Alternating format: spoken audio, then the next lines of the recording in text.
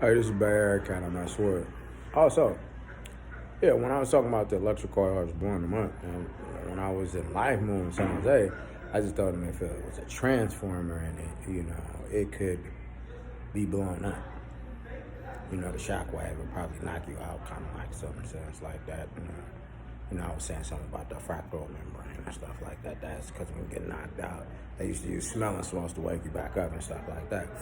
So, I also sent a sensor mechanical spring loaded device that opens the circuit, if they used something to bypass the circuit breaker or whatever.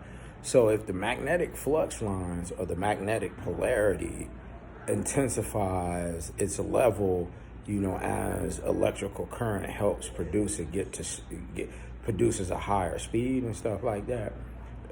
Detecting the magnetic flux lines and the magnetic polarity level with a sensor, figuring out, which at top speed, you know what I'm saying, in a sense of kind of like how long does it take from top speed to be conducted to the point to where it blows up.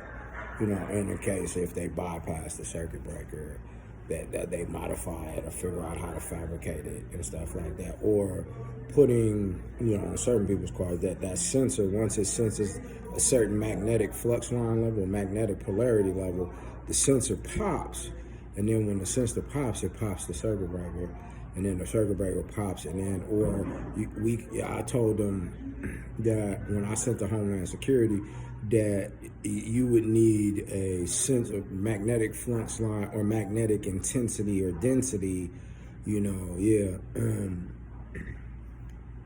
saying the density of the magnetic field created that's disrupted, or the magnetic flux lines or magnetic polarity level sensor with a mechanical spring-loaded device that opens the circuit, you know what I'm saying? So, electrical current can't be